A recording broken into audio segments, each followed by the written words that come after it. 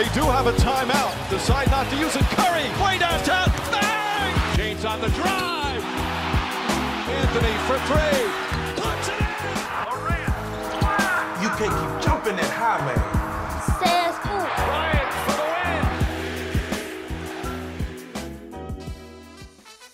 C'est ce qu'on appelle être en mission. Damian Lillard a été monstrueux lors de la victoire face aux Rockets. 71 points, 6 passes, 6 rebonds et 13 shoots du parking. Nouveau record en carrière pour la star des Blazers, it's Dame time. Pendant que Damian Lillard est au sommet de sa carrière, le Frenchie Thomas Hurtel est au zénith de sa forme.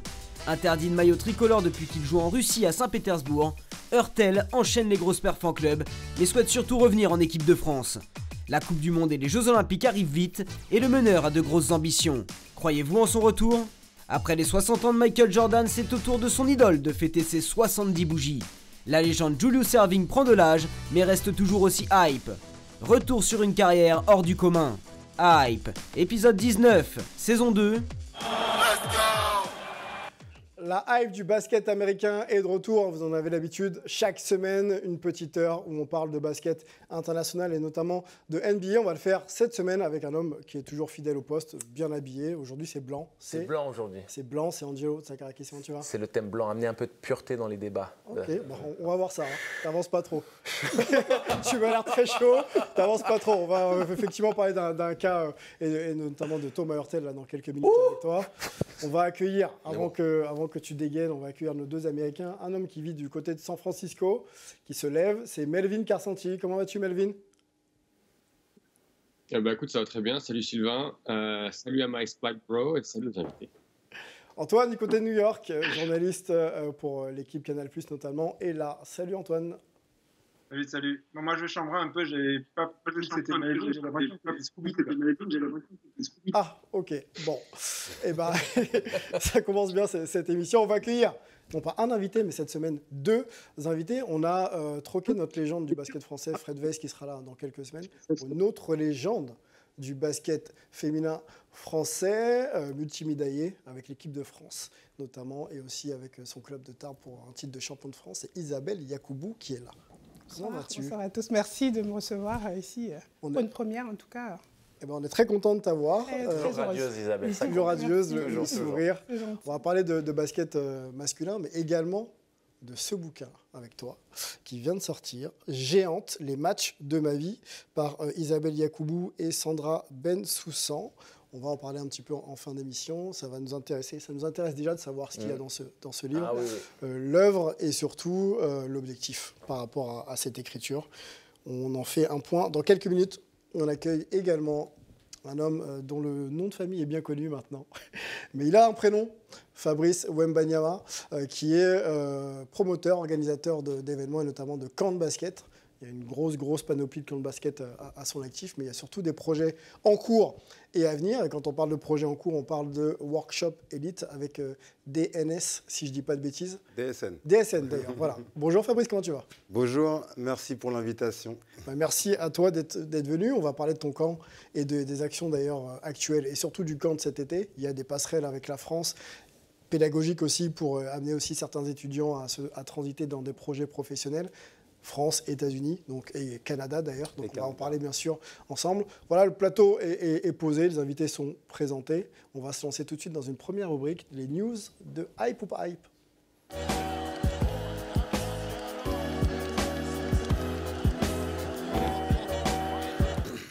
Les rubriques news pour nos deux invités, on scrute un petit peu l'actualité du basket en général et de la NBA. On essaie de retenir ce qui nous hype, donc ce qui nous intéresse, et puis on analyse tout ça ensemble. On va se tourner vers nos consultants pour cette première info. Alors, il y a quelques semaines, les équipes réorganisaient un petit peu leur roster en coupant des joueurs, en transférant d'autres. Mais les coachs aussi étaient concernés. Du côté des Hawks d'Atlanta, Nate McMillan n'est plus le coach d'Atlanta Hawks, mais il a été remplacé par un certain Quinn Snyder, l'ancien coach de Rudy Gobert. Donc tu as eu l'opportunité d'interviewer en plus. Bien sûr, que j'ai vu du côté de la Basketball Africa League il y a encore quelques semaines, du côté de Noisy le Grand, un grand moment, et puis un homme bavard qui avait beaucoup de choses à raconter et des choses très très intéressantes à raconter. Donc il arrive du côté de la conférence Est. On va se poser la question de savoir déjà quel type de profil de coach il a, et surtout, est-ce que ça peut fitter avec son nouvel environnement de travail, parce qu'on sait qu'entre les deux conférences, on ne joue pas forcément de la même manière. Présentons peut-être avec Antoine, qui connaît le coach Quinn Snyder, le profil humain, mais surtout aussi de jeu, et puis après, on va se poser la question de savoir si ça peut fitter avec un certain Trae Young, qui est donc la star des Hawks d'Atlanta. Ouais, Quinn Snyder, déjà, avant de passer head coach au Jazz, qui est un petit peu la position pour laquelle on le connaît le plus, il a été assistant à Atlanta, donc c'est un retour pour lui. Je pense que c'était assez important dans la décision. Il y a aussi le fait qu'il connaisse un petit peu le general manager, Landry Fields, qui a été joueur. Donc, à mon avis, il va y avoir un côté un peu, il va l'aider sur la partie front office, c'est-à-dire qu'il va avoir un certain pouvoir là-dessus. Et c'est certainement pour ça aussi qu'il a choisi cette destination. Du coup, après, sur son style, etc., ça peut vraiment changer parce qu'un coach va s'adapter forcément au personnel qu'il aura. Et encore une fois, là, il y va en se disant qu'il va aussi pouvoir un petit peu moduler l'équipe selon sa vision. Mais on sait que c'est un coach très méthodique, ce qui avait vraiment marché avec lui et Donovan Mitchell. Et il avait vraiment saisi tout le potentiel de Donovan Mitchell, surtout sur les toutes premières saisons. C'était de vraiment travailler méthodiquement, montrer un petit peu le système, qui n'est pas forcément très compliqué d'ailleurs, enfin, ça dépend un petit peu du type de jeu, mais du coup de vraiment appliquer certains principes et ensuite un petit peu montrer à certains joueurs, il est très fort en player dev, leur potentiel. Rudy aussi ne serait pas devenu Rudy Gobert sans Quinn Snyder, etc. Donc il a vraiment cette capacité à voir plus loin que ce que quelque part les joueurs ont déjà montré.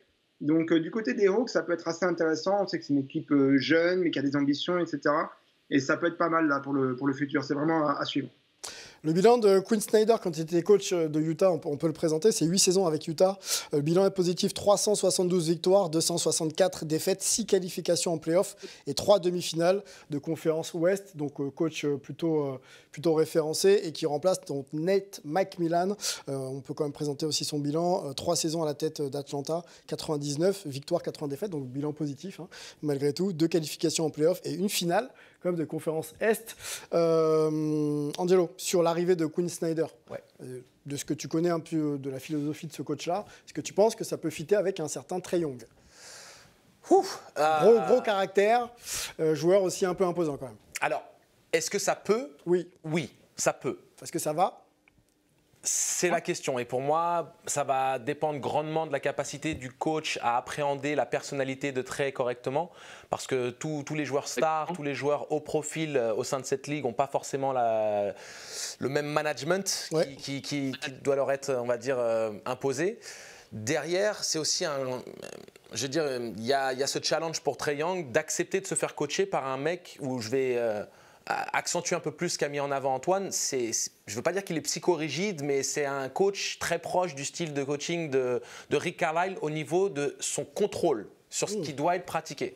C'est-à-dire, quand je dis psychorigide, ce serait quelque chose de négatif, mais c'est quand même un coach où le système est clair, défini et doit être appliqué. Donc, soit tu buy-in et tout se passe très bien, soit tu n'achètes pas ce qu'il te vend, et là, ça peut vraiment être très compliqué. Et c'est pour ça que je dis que ça peut marcher, parce que si Trae Young autorise Quinn à le coacher, et on a vu ce que ça a donné avec Donovan Mitchell. Et le gros challenge pour lui, ça va être surtout la cohésion sur le terrain avec DeJounte Murray. Parce que ce n'est pas simplement Trae Young le problème, c'est aussi le fait qu'au sein de cette équipe talentueuse qui a fait un gros recrutement, on n'a pas encore réussi à trouver cette alchimie entre ces deux arrière-stars. Et c'est une équipe qui est décevante par rapport aux ambitions annoncées avec le trade. Ils ont envoyé des premiers tours de draft, ils ont fait beaucoup de choses. Ils ont fait l'effort et le bilan, il n'est pas à la hauteur de ces attentes-là. Donc le challenge, il est élevé, mais moi j'ai envie d'y croire. J'ai envie de croire que Quinn est tout à fait capable d'avoir le bon style de management et que Trae Young va l'autoriser à l'aider. Isabelle, Quinn, pas Quinn, quand on est dans la situation d'un joueur, on peut prendre peut-être ta situation et qu'on voit un coach arriver en cours de saison. Que doit-il faire, le coach, pour se faire accepter du groupe? Est-ce qu'il doit rester lui-même ou est-ce qu'il faut aller chercher le joueur star et dire au joueur star « je vais te mettre un peu dans les meilleures dispositions pour que tu puisses être encore performant » Pour moi, ça, ce serait vraiment l'erreur à ne surtout pas faire parce que chacun vient avec sa personnalité et moi, en tant que joueuse, je me suis enrichie de chaque coach.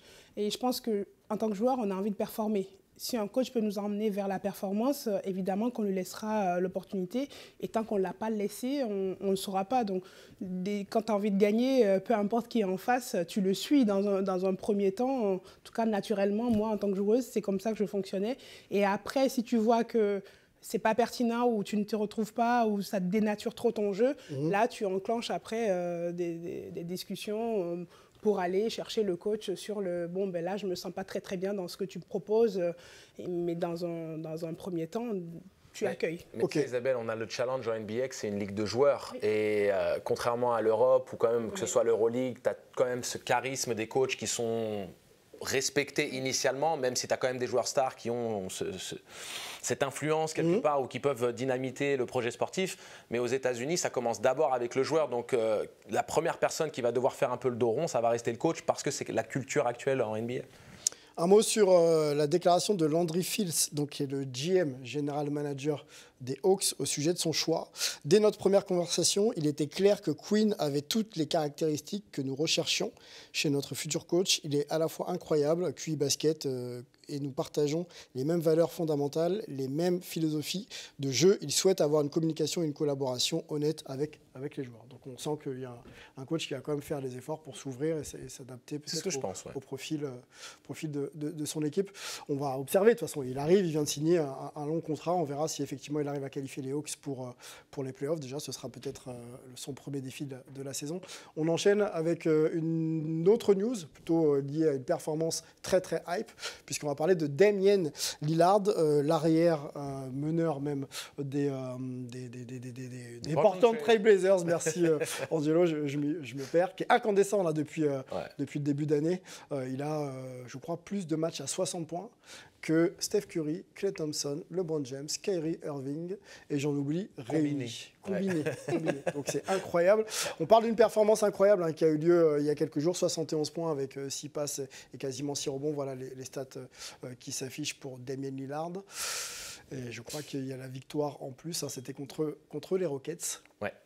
Qu'est-ce qu'on en pense de Damian Lillard aujourd'hui? C'est un joueur qui a été élu dans les 75 meilleurs joueurs de l'histoire de la NBA. Et pourtant, quand on parle de MVP, quand on parle de Jokic, quand on parle de Steph, quand on parle de Giannis, il n'y a pas forcément Lillard qui revient dans la conversation du MVP. Est-ce qu'on surcote le joueur ou pas? Non, pas du tout. Surcoté, c'est pas un terme qui devrait être même concevable quand on parle de Damian Lillard. Dans cette conversation, je parle. Non, parce que le problème, c'est que tu le mets, on va dire, en opposition directe avec des ovnis. Tu parles de Giannis Antetokounmpo, tu parles de Jokic, tu parles de mecs qui sont en train de détruire les records d'efficacité individuelle par des joueurs sur une saison. Et c'est presque injuste. Mais quand tu parles de réelle qualité de ce joueur qui en plus démontre une loyauté envers sa franchise et qui a techniquement, fondamentalement, tous les attributs d'un all-time great, je veux dire, il n'y a aucun surcotage quand tu parles de Damian Lillard. Il est absolument phénoménal. Melvin, on va vers toi. Tu vis du côté de San Francisco, donc la conférence Ouest, tu maîtrises. Damian Lillard, tu l'as vu passer de nombreuses fois du côté du Chase Center. Damian Lillard qui est en plus natif, je crois, d'Oakland, donc il connaît vraiment bien la région. Steph, shooter. Damian Lillard, shooter. On a déjà parlé un petit peu des différences et des similitudes les concernant, mais sur la question du MVP, si on enlève Damian Lillard de Portland, qu'est-ce qui reste à Portland? Et pour le coup, est-ce qu'il n'est pas dans cette conversation de Most Valuable Player, donc le joueur le plus impactant de la NBA quand on voit un peu ce qu'il apporte à cette équipe, quoi? Bien sûr, sans Damian Lillard, Portland est rien. Malheureusement, avec Damian Lillard, Portland n'est que 11e ou 12e à l'Ouest. Donc, on ne peut pas réellement parler de MVP pour lui parce que son équipe il fait partie des 5 moins bonnes équipes de la conférence Ouest au final. Et ça, c'est quand même important. Alors, oui, il marque beaucoup de points et depuis début janvier, c'est sûrement le scoreur le plus dangereux de la ligue parce qu'il est à plus de 40% à 3 points. Il est efficace quand il attaque le cercle. Et il va aussi chercher plus de 10 lancers francs par match. Mais malheureusement, il est obligé d'aller marquer 60 points, 70 points pour que son équipe gagne. Et quand tu dois marquer 70 points pour que ton équipe batte Houston, qui est la pire défense de la ligue et la pire équipe de la conférence Ouest, c'est malheureusement qu'il y a un problème. Il y a un problème collectif pour Portland. Donc, C'est dommage, j'ai envie de dire que c'est limite un talent gâché parce qu'on aimerait voir un Damian Lillard avec une équipe plus solide autour de lui. Mais malheureusement, c'est pas le cas et on se dirige sûrement vers peut-être un play-in et sûrement une élimination au play-in ou au premier tour des playoffs, comme quasiment chaque année. C'était l'an dernier, hein, l'élection des 75 meilleurs joueurs de l'histoire de la NBA. Et je ne vous apprends pas si je vous dis que Tony Parker n'est pas dans cette liste, 4 fois champion NBA, et que Damian Lillard y est. Est-ce que cette performance aide un petit peu au crédit, Fabrice, de Damian Lillard dans cette discussion, débat un peu de « je suis quand même parmi les 75 meilleurs joueurs de la NBA, mais je n'ai jamais gagné de titre et je n'ai même pas gagné de MVP individuel ». De manière individuelle, il montre qu'il est toujours là. Hein. Après, moi, je me plaçais comme un fan. Et c'est vrai que, je sais pas, moi, le dernier maillot de joueur que j'ai acheté, c'est Carmelo Anthony à New York. Si je devais en acheter un, ça serait peut-être celui de Damian Lillard. Okay. Tout ce qu'il représente. Okay. Donc, c'est vrai qu'il diffuse des choses. Hein. C'est un joueur quand même qui est ultra sympathique, quand même. Qu'a l'air, en tout cas.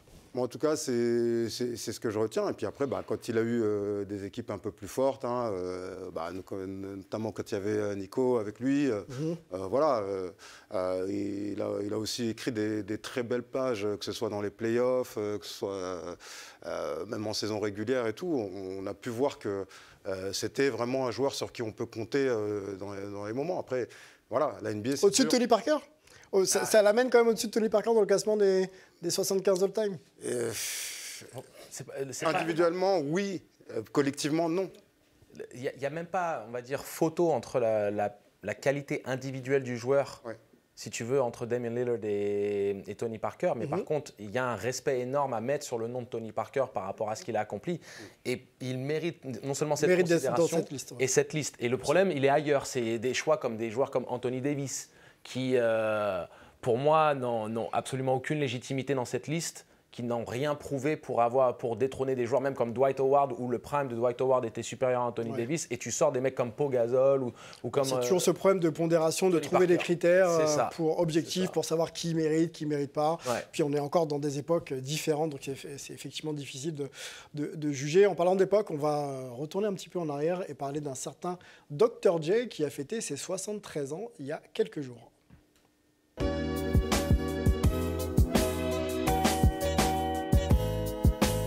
On continue un petit peu notre série d'anniversaires, et puis on en profite surtout pour réouvrir les livres d'histoire, et notamment du basket international, je vais y arriver, et de la NBA.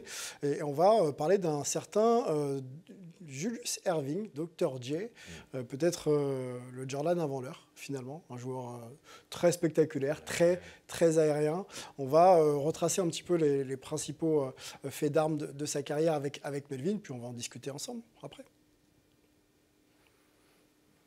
Oui, le docteur, alors pour l'anecdote, c'est un surnom qui lui avait été donné par un coéquipier au lycée. C'est un surnom qui est resté avec lui pendant toute sa carrière. Mais pour faire rapide, Dr. J, c'est un des seuls joueurs de l'histoire à avoir dominé non pas une seule ligue, mais 2 ligues. C'est-à-dire qu'il a d'abord commencé en ABA, où il a gagné 2 titres de champion et 3 titres de MVP avec les New York Nets.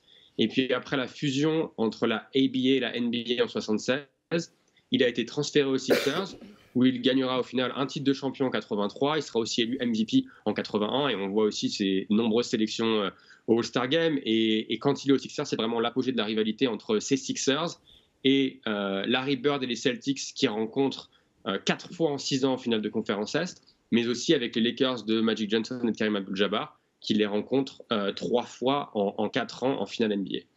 Et puis évidemment, Julius Erving, c'est celui qui a vraiment rendu le dunk populaire. Avant lui, le dunk, c'était vraiment, j'ai envie de dire, limité à des intérieurs.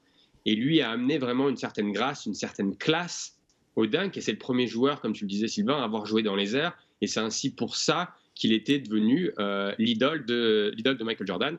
Et notamment en 1976, quand il participe au concours de dunk de la ABA, il est un des premiers joueurs à dunker des lancers francs. Et ça a vraiment fait exploser la popularité du concours de dunk. Et puis pour les plus jeunes, si vous avez envie d'en savoir plus sur Dr. J, allez sur YouTube et cherchez son dunk sur Bill Walton lors des finales 1977.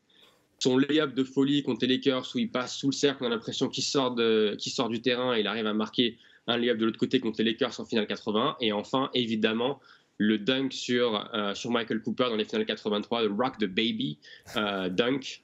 Donc, encore une fois, Dr. J, une légende du jeu, une carrière sûrement sous-cotée, et j'appelle vraiment tout le monde à aller voir un peu ses highlights parce que c'était un joueur absolument exceptionnel.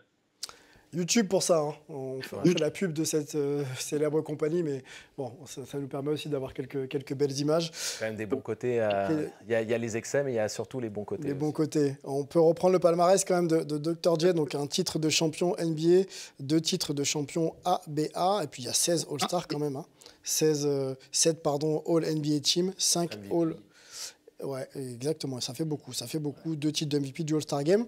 Et voilà, il y a quand même des statistiques intéressantes. Moi, je voudrais qu'on continue un peu à parler de Dr. J ensemble. On sait que quand David Stern reprend la NBA au début des années 80 et que Jordan arrive, et qu'il y a déjà Magic, qu'il y a déjà Bird, il y a aussi ce processus de dire, OK, on va internationaliser la Ligue et puis on va faire de ces icônes peut-être les images de la Ligue. Est-ce que Dr. J, qui arrive donc avant, n'a pas un peu raté le wagon finalement, alors qu'il avait aussi toutes ses qualités, un petit peu un grand sourire, un joueur spectaculaire, pour être aussi ce visage de la NBA? Pour moi, il n'a pas raté le wagon. Il a simplement été l'homme qui a permis de faire la passerelle entre la ABA et la professionnalisation, on va dire, concrète du basket aux États-Unis, avec la fusion des 2 ligues, la NBA qui prend son essor. Donc pour moi, en fait, à chaque époque, il y a un ambassadeur, il y a un joueur clé. Et Julius Erving, qui, comme tu dis, paradoxalement, peut être considéré comme ayant raté le wagon, reste un joueur pour qui toutes les légendes et toutes les nouvelles stars ont un respect absolu. Il y a une révérence pour ce joueur. Il y a si tu veux, une réelle compréhension du rôle qu'il a eu dans l'histoire du basket NBA. Et donc, malgré tout, Dr. J reste quand même un des joueurs les plus symboliques de la NBA, malgré le fait qu'il soit méconnu du grand public. Tu dis Dr. J, c'est pas quelque chose qui t'est inconnu. Tu dis, j'ai déjà entendu ça. Le père spirituel de Michael Jordan, hein, c'est lui-même qui le disait. D'ailleurs, on a une déclaration de Michael Jordan qui parle de Dr. J. J'ai signé quelques bons matchs contre Philly sur ma première saison, mais je ne pouvais rien faire quand j'étais face à Julius parce que j'avais une telle admiration pour lui.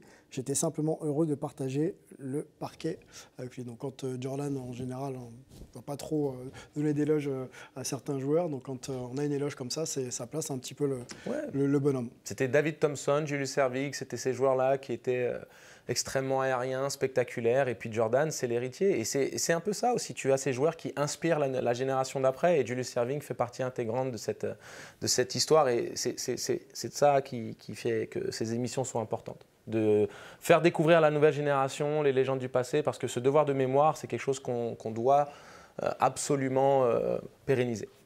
Le devoir de mémoire, Isabelle, quand on voit le travail que fait la NBA pour mettre justement ces légendes un petit peu toujours au goût du jour, ou toujours représentées sur les terrains, les parquets, au All-Star Game, encore on a vu certaines légendes. La France, le basket français, qui le fait aussi, pourrait continuer peut-être de s'inspirer un peu plus. Ouais, un peu plus de ça. Bien sûr. Aujourd'hui, moi, j'ai la chance d'évoluer avec de très jeunes athlètes qui ont entre 18 et 24 ans. Et c'est vrai que chaque fois, quand moi, je rencontre une internationale, on a la chance d'avoir Audrey Sorey pas très loin. Elle est venue une fois, vous la connaissez. Non, les filles, elles ne connaissent pas. Donc, de temps en temps, moi, je viens à l'entraînement et je questionne. Parce que pour moi, c'est important. Si on ne sait pas d'où on vient, qui a fait notre histoire et qui nous a permis d'arriver là, comment veut-on valoriser ce qu'on a aujourd'hui? Et ce travail-là de mémoire, pour moi, il est fondamental. Bien sûr, mais il est fondamental.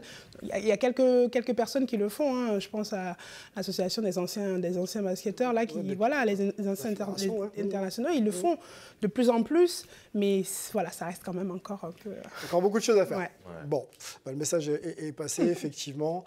Les légendes du basket français sont là et elles méritent aussi d'être honorées. Basket international même d'ailleurs, en français, tout type de légende. On a une histoire quand même. Le basket français, c'est ça le paradoxe du sport français, c'est qu'on a une histoire. On a des Yannick Souvray, Audrey Sorey, qui sont des femmes importantes dans l'organigramme du basket à l'heure actuelle. Entre Yannick, qui est présidente de la Ligue féminine, tu as Audrey Sorey, qui est directrice sportive de club de Betclic Elite. Je veux dire, et elles ont gagné l'Euroleague, elles ont porté l'équipe de France au plus haut. tu as des joueuses comme Isabelle, et tu vois, je pense qu'on ne met pas assez à l'honneur. Il n'y a pas ce devoir, mais c'est culturel une fois de plus, Sylvain, tu vois. Mais c'est la modestie. À la française, il faut être modeste, il faut être rangé, alors que pour moi, tu viens de citer ces deux femmes-là, c'est vraiment... Quand on parle de représentativité, enfin, elles sont inspirantes, ce qu'elles font quand même. Et Isabelle Fijakowski, qui a été la première joueuse française à jouer en WNBA. C'est peut-être un autre débat qu'on ouvrira, mais peut-être qu'à l'image d'Anthony Parker, c'est à cette génération, la tienne et celles qui viendront ensuite, de dire ok, on se met en avant et on dépasse un peu les codes pour justement montrer qu'on est là et qu'on est aussi en mesure, et c'est d'ailleurs l'objet du bouquin, on va en parler bien sûr ensemble, c'est une petite transition anticipée, mais on va en discuter. Voilà, le bouquin, je le montre, Géante, on peut en parler. Les matchs de ma vie d'Isabelle Yacoubou et de Sandra Bensoussan dans quelques minutes. C'est promis, on vous en parle. On va rester sur la thématique français dans le French Corner tout de suite. C'est parti.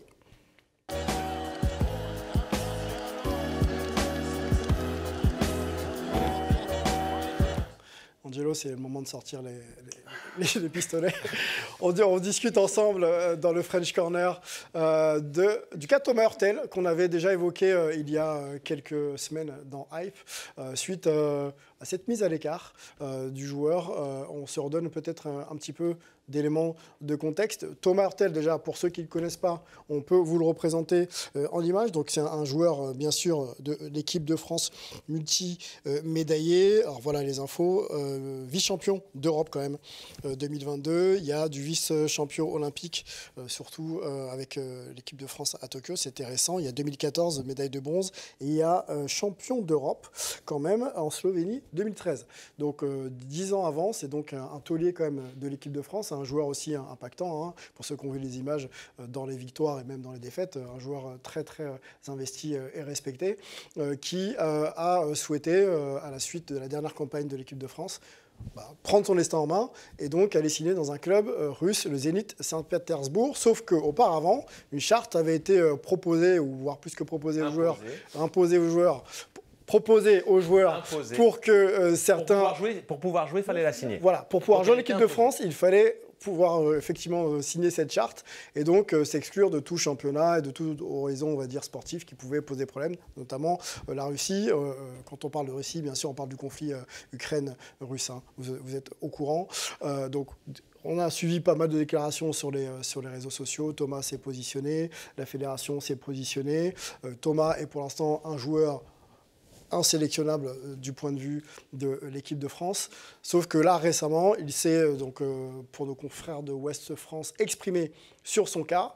Si la Fédération française de basketball m'appelle, je serai prêt. Donc, Thomas Hurtel se met à la disposition clairement de l'équipe de France en disant que de toute façon la guerre, lui, il est forcément contre et qu'il est en capacité de jouer parce qu'il fait une bonne saison et qu'il est, le maillot bleu, il le porte depuis 10, voire même plus, 12-13 ans sur ses épaules et qu'il a envie de continuer l'aventure. Question que je pose tout de suite à une ancienne internationale française avec beaucoup de médailles et le maillot bleu, tu sais ce que ça représente pour toi et pour les coéquipières qui étaient avec toi dans toutes tes aventures. La Fédération française de basket peut-elle, doit-elle réintégrer Thomas Hurtel? Voilà. Compliqué. Ouais, c'est compliqué, mais ça va être très simple. Oui. Moi, je suis très pragmatique. Je suis parent. Des fois, je dis à mon enfant, Espoir, ne fais pas ça parce que c'est pas bien. Seulement que 2 jours après, je me rends compte que bon, là où je le limite quelque part, je l'empêche de développer une compétence. Donc des fois, je reviens, je dis, tu sais, maman, elle t'a dit ça il y a 2 jours, ben, elle s'est trompée, ça m'arrive. Donc je pense qu'il faut le reprendre complètement comme ça. Alors il y a des choses qui ont été dites, il y a des sorties de Thomas, je pense qu'au niveau de la com, ça aurait pu être mieux géré. Mais dans le fond, c'est un joueur qui est allé travailler. On ne parle pas de politique, on parle de travail. Et quand on parle de l'équipe de France et de ce qu'on a envie d'y apporter, de sa légitimité, évidemment qu'il doit être en équipe de France, ce joueur. Okay. Évidemment que l'envie de revenir est pour moi aujourd'hui, en tout cas, au moins pouvoir reconsidérer ce retour-là par la fédération. Parce que de quoi on parle? Il est allé gagner de l'argent? Bah, on fait tous ce métier pour ça, il me semble. Donc, après... on ne parle pas de religion, on ne parle pas de politique. Les choix, chacun, la liberté, c'est aussi ça nous appartient. Donc, peut-être que cette charte a été un peu signée trop tôt, je pense. Et aussi, peut-être que la fédération est aussi là pour nous protéger. Présentée ou signée trop tôt? Non, ça a été présenté tôt, parce que je pense qu'il y a aussi...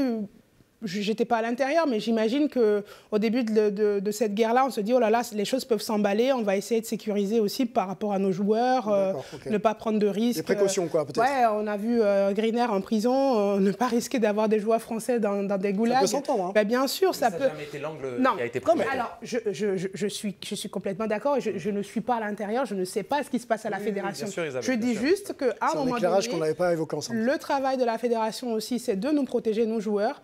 Et puis, des fois, des parents, ça commet aussi des erreurs, et avoir l'intelligence et un peu d'humilité pour se dire peut-être qu'on est allé un peu loin, et en tout cas réouvrir le débat et pouvoir reparler avec Thomas, pour moi, serait vraiment judicieux. On va rouvrir le débat, on continue à discuter ensemble avec toi, Fabrice, et nos amis d'ailleurs aussi des États-Unis. Je vous entends sur cette question. Frédéric Weiss, qui n'est pas là aujourd'hui, s'était aussi positionné sur le cas Thomas Hurtel. Je vous propose quand même de réécouter sa prise de position et de continuer à discuter ensemble. L'État français n'a interdit à aucun travailleur d'aller là-bas. Donc pourquoi la fédération interdit à des travailleurs d'aller travailler en Russie? Ensuite, il y a aussi la problématique des conflits dans le monde. C'est-à-dire que ce conflit a plus de valeur que d'autres conflits. C'est-à-dire que par exemple, quand les Chinois ont un problème avec les Ouïghours, on peut aller sans problème jouer en Chine. Ils les torturent, mais c'est pas grave.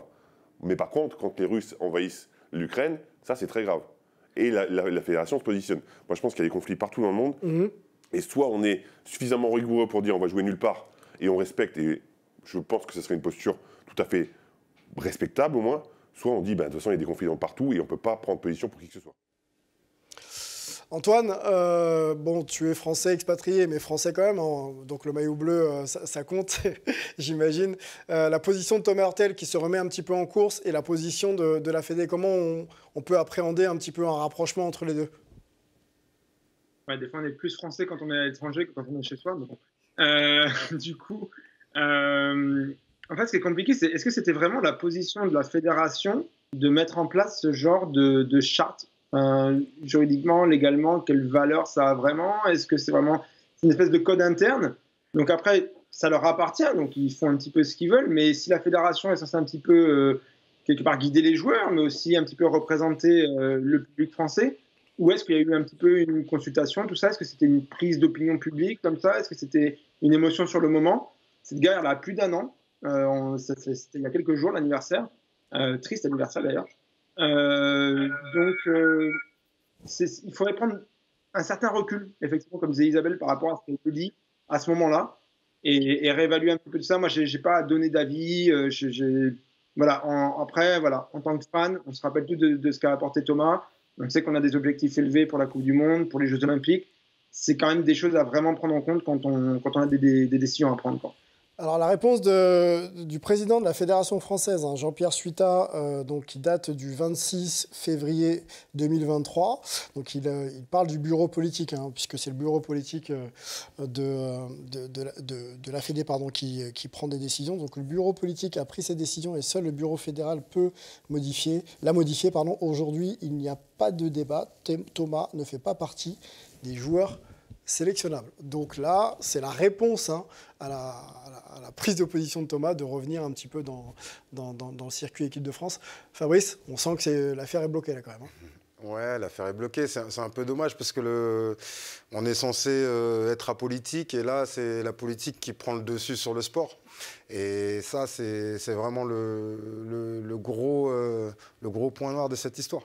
Et donc, je pense que là, le choix de Thomas, de toute façon, on peut le comprendre. Il a 32 ans, il est plus proche de la fin que du début, oui. Il y a un gros contrat qui se présente. Voilà, n'importe qui l'aurait pris et au final, il se retrouve coincé là-dedans. C'est la seule chose qu'on peut dire, c'est que c'est dommage, parce que ça nuit à son parcours à lui. Et ça nuit au parcours de l'équipe de France aussi, parce qu'on s'interdit d'avoir on aura besoin d'un joueur d'expérience comme ça. Le meilleur meneur de jeu français à l'heure actuelle. Donc, on peut mettre le point, on peut signer, c'est bon, on est d'accord. Il y a quelqu'un qui va essayer de dire le contraire. Alors, on a des joueurs à fort potentiel. On a des joueurs qui ont un futur de peut-être excéder les meilleurs meneurs de jeu. Alors même si Tony Parker, il est très très haut sur l'échelon pour aller le chercher, mais voilà. Maintenant, il y a un deuxième joueur, Nando De Colo, qui est pas mal aussi. Oui, mais Nando, c'est un arrière, c'est autre chose. Nando, tu le fais jouer meneur, tu le fais jouer pivot, il est Nando. Il est Nando. Tu vois ce que je veux dire? Zénith, on a les stades on a les stades de Thomas, si vous voulez. Il est au zénith de sa forme. Bravo, Lucien. C'est quasiment 14 points de moyenne, quasiment 43% à 3 points quand même. Le volume est sûrement intéressant en plus. 9 passes et quasiment 2,3 rebonds. Donc c'est un joueur complètement capable dans un championnat en plus très très référencé. Est-ce que déjà, comme tu t'en parlais, tu peux peut-être continuer, Angelo, pardon, sur ses productions statistiques, il est complètement dans la course, on est bien d'accord. Non seulement il est complètement dans la course, mais à l'heure actuelle, et de ce qu'il a montré sur la dernière compétition en équipe de France, c'est le meneur de jeu titulaire de l'équipe de France à l'heure actuelle. Point barre. Kylian Hayes va pointer le bout du nez, il a des choses à démontrer. Les autres meneurs de jeu, il y a Sylvain Francisco que j'adore et que je connais en plus, donc je lui souhaite... Andrew aussi, il y a du monde. Oui, mais Andrew a toujours été un backup. Ouais. C'est-à-dire qu'on parle de leader offensif, général sur le terrain, meneur de jeu. Donc tu as Nando De Colo et Thomas Hurtel qui sont les deux arrières. On ne peut pas aujourd'hui faire sans Thomas Hurtel. Bien sûr que si, on peut faire sans. Tu peux toujours faire sans tout le monde. Tu peux toujours faire sans. Personne. Non, mais c'est une vraie question. C'est-à-dire que. Mais bien sûr que tu peux faire sans. Avec le réservoir de joueurs qu'on a. Mais on a bien fait sans Benzema avec l'équipe de France et on a été champion du monde. Non. On a fait sans Benzema, les amis. On n'a pas été champion du monde. Mais je parle pas de cette année. Ah oui. Mais on a bien été champion du monde sans Benzema. Vous allez pas m'apprendre. Oui, d'accord. Ok, pardon. Nous on est bloqués sur l'Argentine.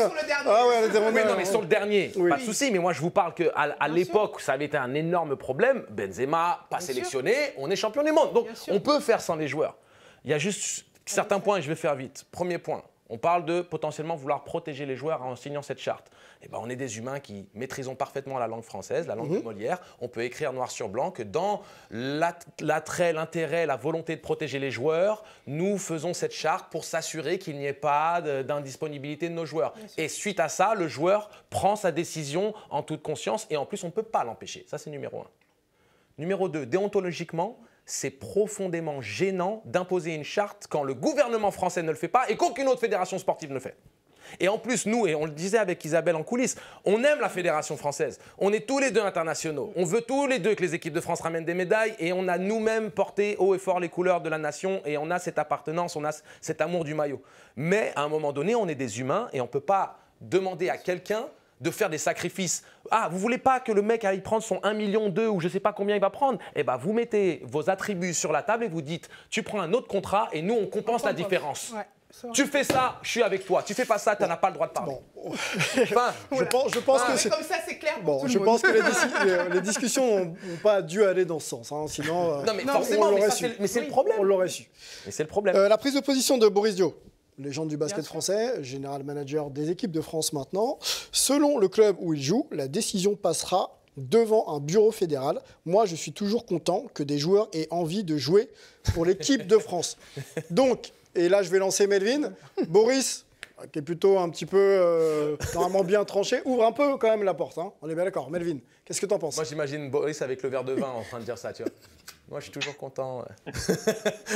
Il ouvre la porte quand même. Je suis un peu avec Angelo, c'est une remarque on ne peut plus diplomatique. Après, je trouve que ce soit le président de la Fédé, que ce soit Boris, tout le monde se renvoie la patate chaude vers le bureau fédéral parce que c'est eux qui doivent prendre la décision. Donc, attendons la décision du bureau fédéral, mais je pense que ça va être... J'aimerais, comme on disait sur le plateau, qu'on puisse prendre du recul et qu'on puisse se dire on a pris cette décision tout un peu à la va-vite, qu'on n'aurait peut-être pas dû la faire, et peut-être qu'on peut remettre du coup Thomas Hurtel dans le groupe de joueurs sélectionnables, mais ça voudrait dire que la fédération est capable de revenir sur cette décision et de dire qu'elle avait peut-être tort.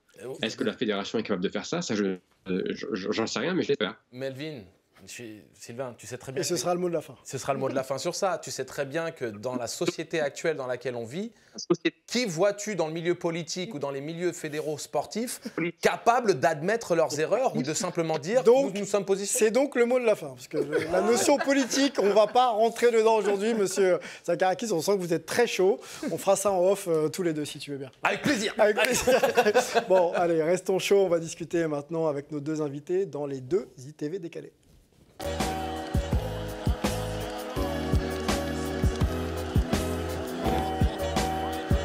Honneur aux femmes, Fabrice, ça te va? Ah oui.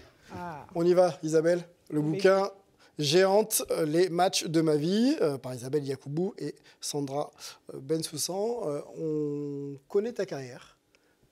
Sur le plan du jeu, on sait qu'il y a des titres avec l'équipe de France, on sait qu'il y a des titres de champion de France. Ta vie, peut-être un petit peu moins. Ce livre parle de tes exploits, mais parle aussi de la manière dont tu as constitué un peu ton projet de vie et ton projet sportif. Moi, je voudrais qu'on s'arrête déjà sur... tu es encore joueuse aujourd'hui. Oui. Tu as des projets en cours. Pourquoi faire ce livre et quel objectif il a? Pourquoi pas? Pourquoi pas? Pourquoi pas ce livre? Non, je pense qu'on est dans une société, en France, on se limite beaucoup, quoi. Oui. Notre mentalité, elle est vraiment très limitante et à un moment donné, il faut oser. Alors ça, c'est très osé, mais complètement assumé. Pourquoi? D'abord, tout simplement, un travail, pour moi, égoïstement, de mémoire. Okay. De laisser une trace demain pour mes enfants. En tant que maman, je fais des choix pour ma carrière, pour ma passion. Et peut-être qu'aujourd'hui, je ne le vois pas, mais je laisse peut-être des cicatrices pour eux. Donc demain, j'espère qu'avec ces mots-là, ils comprendront pourquoi j'ai fait certains choix qui les aura forcément impactés. Numéro 1. Après, tu l'as dit très bien, les gens ne me connaissent pas. Ils ne savent pas qui je suis. C'est un livre pour ouvrir un petit peu c'est moi. Le monde, ta personnalité et ton parcours. Oui. Et ça a été hyper difficile parce que je suis quelqu'un de très expansif, mais aussi de très pudique. Donc ça a été hyper difficile de coucher ces mots et de travailler avec Sandra sur ce livre. Mais je pense profondément que ça peut-être aider une ou deux personnes à se dire si elle l'a fait, c'est possible, tout simplement.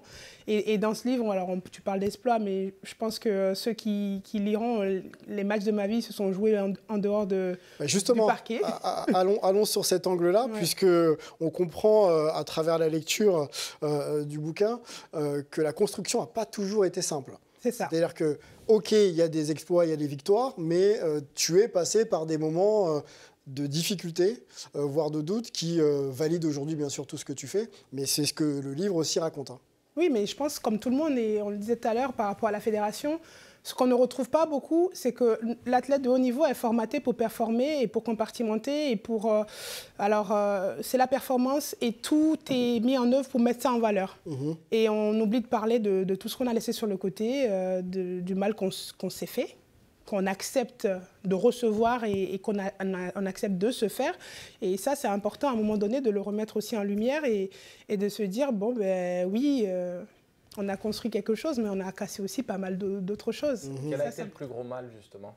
Parce que tu dis les mal qu'on s'est fait. Alors, je ne veux pas spoiler le livre, mais... Oui, je pense que vraiment, le plus dur pour moi, c'est les pertes de ma vie. Les décès. Très tôt, avec le décès de mon père, j'avais 14 ans. Et dans le livre, vous allez retrouver beaucoup d'événements comme ça qui ont été... façonnés. Ouais, et qui auraient pu aussi être des éléments qui me faisaient arrêter. Donc ton amour du basket a été challengé? Absolument. Jusqu'à présent, ça... Ouais. Mais c'est ça qui est beau aussi, parce qu'on se rend compte que sans ce challenge, ça n'aurait pas la même saveur, non? De sportif de niveau à sportif de niveau. Il y a ton rôle de femme aussi, qui transparaît aussi dans ce livre. Tu es maman, donc en carrière, donc, ce qui n'est pas forcément une pratique très, très courante, mais qui inspire aussi d'autres femmes aujourd'hui à assumer ce rôle et à le vivre en même temps que... Revenir au plus haut niveau. Comme exactement, et revenir et performer. En plus, la saison de cette... Enfin, là, en ce moment, ça marche très, très bien, c'est très, très fort. Elle fracasse les raquettes. Explique-nous un petit peu l'importance aussi de ce double rôle que tu veux absolument vivre, c'est-à-dire c'est-à-dire être toi-même en tant que professionnel, mais être la meilleure maman possible. Ben, je pense que c'est exactement ça. Dans ce livre, c'est moi. Je ne dis pas aux gens d'aller faire exactement ça, mais moi, dans ma vie, j'ai voulu ce choix-là, d'être maman pendant ma carrière et on m'a expliqué que ce n'était pas possible, seulement que je voyais bien comment ça se passait autour. Les filles qui, généralement, ont arrêté avant de se lancer dans cette aventure féminine, ont galéré, tout simplement. Parce qu'on maltraite nos corps, parce qu'on use notre capital santé, parce que aussi la femme a cette horloge biologique où on ne peut pas se reproduire à n'importe quel moment et qu'à la fin de ta carrière, ben, des fois, ça ne passe pas. Et j'avais absolument pas envie de ça parce que pour moi, je suis née pour être maman. C'est mon premier travail. Je suis née pour être maman et je voulais absolument vivre cette maternité. Donc, c'est ma vérité à moi. Et pour vivre ça, ben, tout ce que j'ai mis en place, évidemment... Tes enfants te suivent un peu quand tu vas en déplacement? Ils sont là? Tout le temps. Ah, c'est bien, c'est très bien. Ils vivent forcément à mon rythme, et c'est pour ça que je dis que des fois, peut-être que je laisse des cicatrices aujourd'hui que je ne vois peut-être pas, mais que demain, ils me reprocheront. Et j'espère qu'à la lecture de ça, ils comprendront ce qui a motivé aussi mes choix. Le livre, on rappelle le titre, hein, Géante, les matchs de ma vie. Moi, je voudrais aussi qu'on aille sur un angle pour quasiment conclure cette discussion. L'égalité homme-femme. On sait aussi que c'est un thème qui t'est cher. Tu œuvres pour justement qu'on reconnaisse un petit peu votre statut et vos actions à égalité par rapport à ce que les hommes peuvent fournir, produire. Ce livre en parle. Qu'est-ce que tu penses de l'évolution un petit peu du statut de la femme professionnelle dans le sport aujourd'hui? Est-ce qu'on avance? Est-ce que tu sens encore une marge de progression? Dis-moi. Alors, très honnêtement, dans les débats, ça avance. La preuve, on en parle. Mais dans les faits, je trouve qu'il y a beaucoup d'hypocrisie. Je suis pour l'égalité, mais je suis pour à égalité de compétences. C'est-à-dire qu'aujourd'hui, on assiste à une féminisation de tous les postes qui me sort, moi, par les yeux. Et pour moi, c'est vraiment un manque de respect pour les femmes qui essayent vraiment de ramener de la qualité et du haut niveau, même dans la vie de tous les jours. Hein, je ne parle pas forcément dans le sport. Et cette féminisation un peu excessive et politisée... pour moi, ça me rabaisse encore plus dans mon travail parce que je veux être reconnue, mais je veux être reconnue pour mes compétences, pour le travail que je fais. Et pas pour le genre, mais pour l'action. Parce qu'il faut mettre un tel nombre de femmes dans les staffs, par exemple. On assiste beaucoup à ça. Allez, on parle des équipes de France. Je veux être en équipe de France parce que j'ai le niveau pour y être, parce que j'ai des compétences à faire valoir, tout simplement. L'égalité des opportunités, mais pas l'égalité des résultats. C'est-à-dire que les mêmes opportunités, et après, c'est la compétence qui fera la différence. Aux États-Unis, l'équipe américaine de soccer a réussi, entre guillemets, l'exploit de mettre le niveau de salaire identique à celui des hommes. Est-ce que c'est aussi voilà, un axe de progression qu'on pourrait peut-être essayer d'envisager Pour le coup, elles ont fait un truc qui est encore pire. C'est-à-dire que quand tu vois la redistribution des bonus, en tout cas de ce qui a été généré, le pourcentage qu'obtiennent les femmes est largement supérieur au pourcentage qu'obtiennent les hommes. Alors que les hommes génèrent aux alentours de 400 millions et que les femmes génèrent autour des 25 millions. Je vais dire un truc, des chiffres qui sont forcément faux, mais qui représentent par contre la différence. Bien sûr, ouais.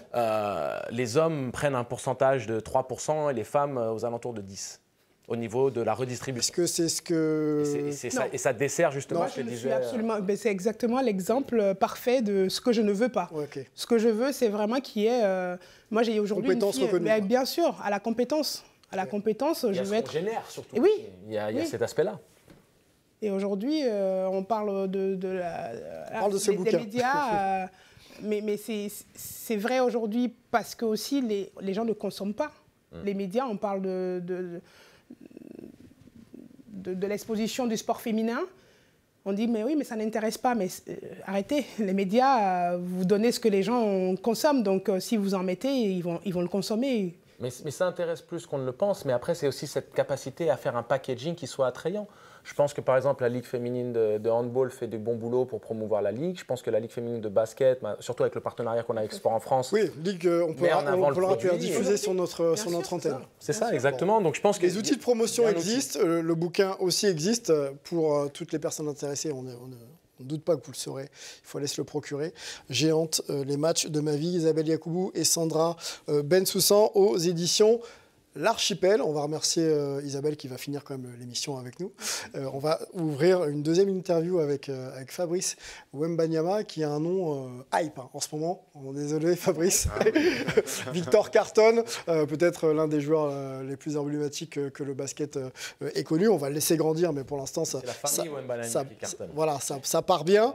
On voudrait te présenter Fabrice parce que Victor, on commence à connaître, mais on sait qu'avant Victor, il y a la famille, il y a les grands, et donc tu es l'oncle, bien sûr, de Victor. Enfin, bien sûr, on le présente, parce que les gens ne le savent pas forcément, et que le basket t'accompagne depuis des années. Tu es organisateur, producteur d'événements. On s'est connus, nous, d'ailleurs, dans une autre vie, sur des événements de basket à Paris. Et aujourd'hui, tu es référencé sur un projet de camp qui permet aux jeunes Français de vivre, en tout cas de ressentir le rêve américain en créant la passerelle pour arriver en université américaine, prep school, etc.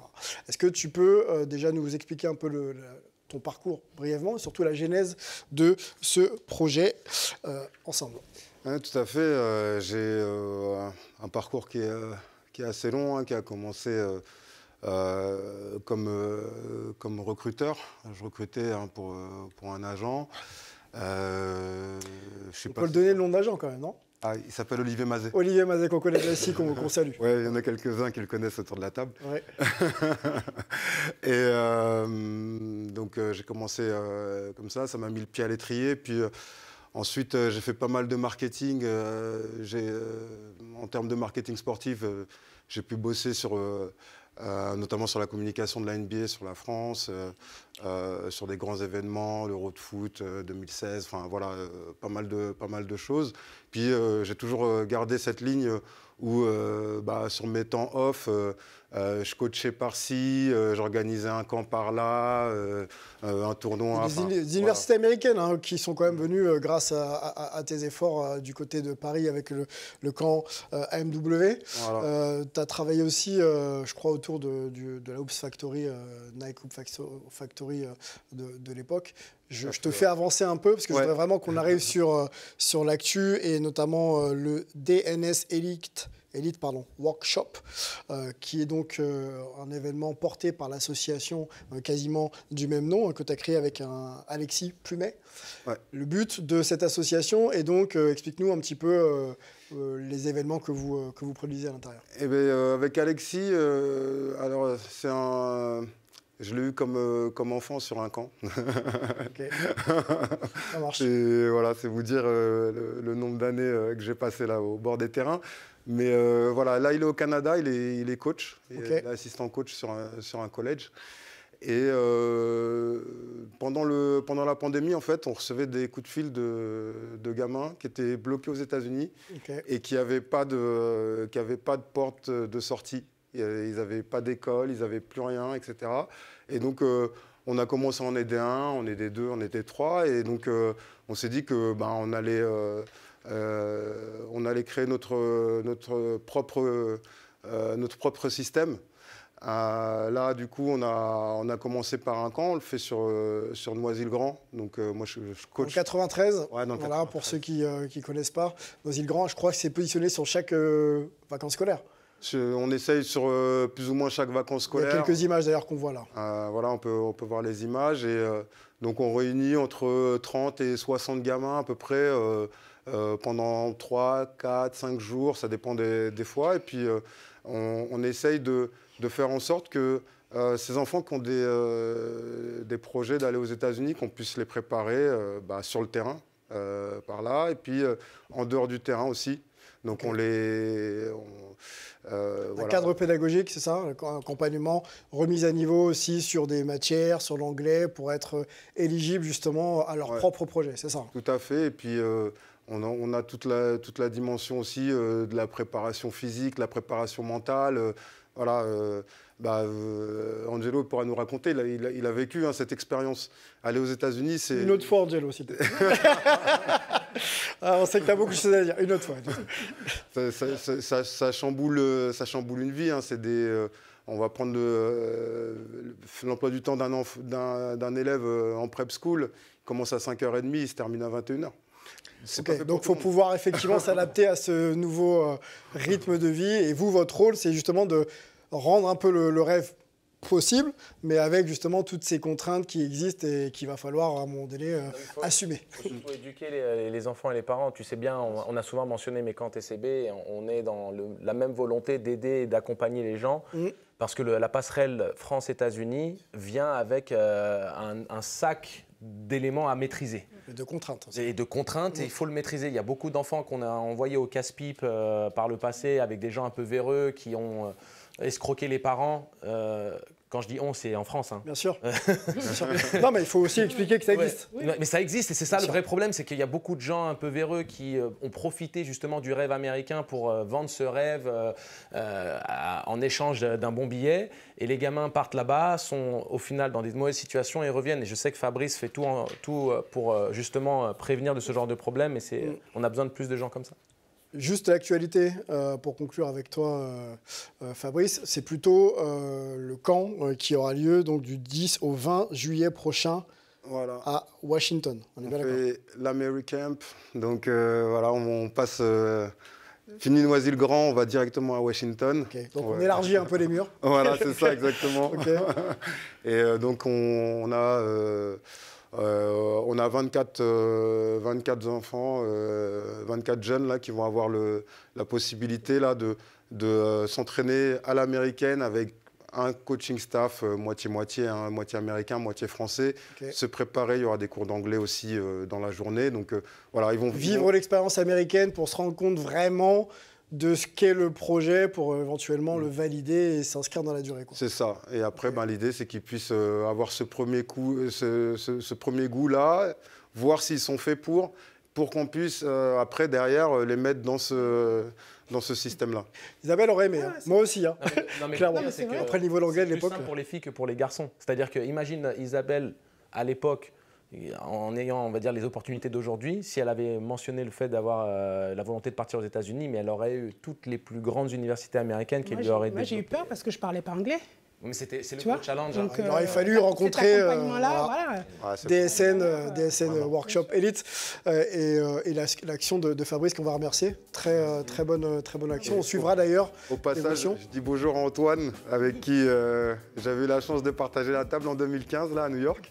Il te remercie. On va d'ailleurs finir cette émission là-dessus et remontrer le bouquin d'Isabelle Yacoubou, Géante, les matchs de ma vie, disponibles dans toutes les bonnes librairies qui font le travail, aux éditions L'Archipel. On va remercier Melvin qui a dû nous quitter, remercier également Antoine du côté de New York, Angelo également toujours soyeux. Rendez-vous la semaine prochaine, Angelo. Merci à nos deux invités, Fabrice Wembanyama et Isabelle Yacoubou, étaient très hype aujourd'hui. On vous remercie et on vous souhaite de revenir nous voir très vite. À demain. Allez, merci à vous, bonne hype à tous et on se retrouve très vite. Ciao.